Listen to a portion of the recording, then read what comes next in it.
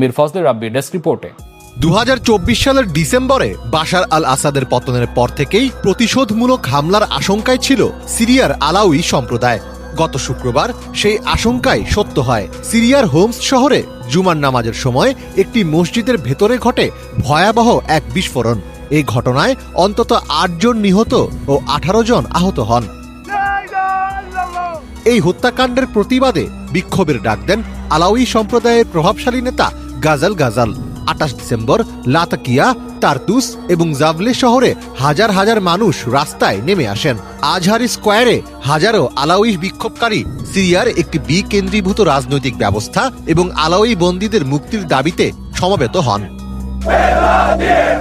তবে সে বিক্ষোভও রূপ নেয় সহিংসতায়। বিক্ষোভকারীদের সঙ্গে সরকার সমর্থকদের সংঘর্ষ শুরু হলে গুলি ছুড়তে শুরু করে নিরাপত্তা বাহিনী। ত্রিমুখী এই সংঘর্ষে অন্তত 3 জন নিহত এবং 60 জনের বেশি আহত হন।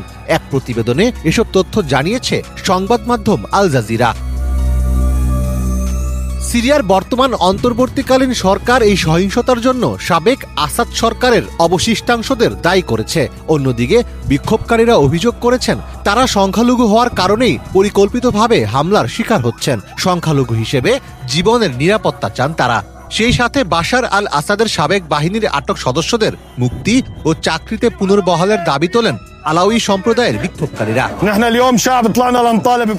আমরা এখানে মর্যাদা, জীবিকা এবং রাজনৈতিক ফেডারেলিজম দাবি করতে, ঠিক যেমনটা আমেরিকা, জার্মানি এবং সংযুক্ত আরব আমিরাতের মতো বড় রাষ্ট্রগুলোতে রয়েছে। আমাদের বেতন স্থগিত এবং চাকরি থেকে বরখাস্ত করা